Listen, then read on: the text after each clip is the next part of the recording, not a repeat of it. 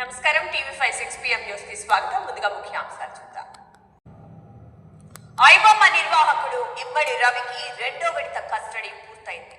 3 రోజుల పాటు ప్రశ్నించిన పోలీసులు కస్టడీ గడువు ముగియడంతో ఒడిషా గంజాం జిల్లాలో కొనిసి హైవే 16 పై కంటైనర్లో మంటలు చెలరేగడం వాహనదారుల్లో భయం పుట్టించింది. ఏపీ నుంచి ఒడిశా వెళ్తున్న కంటైనర్లో ఒక్కసారిగా మంటలు చెలరేగాయి. తిరుమల పరకామణిలో చోరీ గురించి భూమన కరుణాకర్ రెడ్డికి అన్ని తెలుసన్నారు స్వచ్ఛాంధ్ర కార్పొరేషన్ చైర్మన్ పట్టాభి. పరకామణి కేసును అప్పటి సిఐ జగన్మోహన్ రెడ్డితో కలిసి పక్కదారి పట్టించారని ఆరోపించారు. ధాన్యం కొనుగోళ్లలో చరిత్ర సృష్టించామన్నారు మంత్రి నాదెండ్ల మనోహర్. ఇప్పటి వరకు 11 లక్షల మెట్రిక్ టన్నుల ధాన్యాన్ని సేకరించారు. కేసీఆర్ అనే 3 అక్షరాలు లేకుంటే తెలంగాణ లేదు అన్నది సత్యమని బీఆర్ఎస్ వర్కింగ్ ప్రెసిడెంట్ కేటీఆర్ అన్నారు.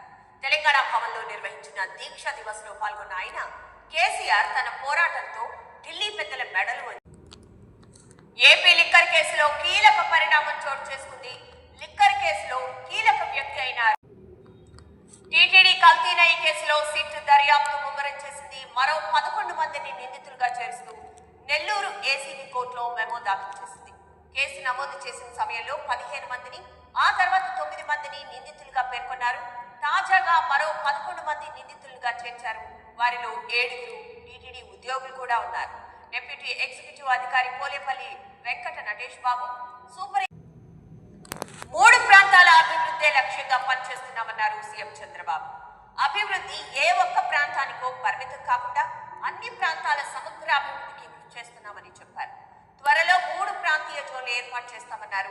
మీడియాతో టీడీపీ కేంద్ర కార్యాలయంలో సీఎం చంద్రబాబు ప్రజల నుంచి వినతులు స్వీకరించారు.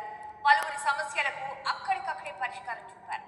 సీఎం కు తమ సమస్యలు చెప్పుకునేది. రాజధాని కోసం భూములు ఇచ్చిన వారికి రిటర్నబుల్ ప్లాట్స్ ఇస్తామన్నారు కేంద్ర మంత్రి పెమ్మసాని చంద్రశేఖర్. అమరావతి సిఆర్డీఏ కార్యాలయంలో త్రిసభ్య కమిటీ భేటీలో ఇవి ఈ బులెటిన్ విశేషాలు. మరో బులెటిన్లో మళ్ళీ కలుద్దాం. అప్డేట్స్ కొనసాగుతూనే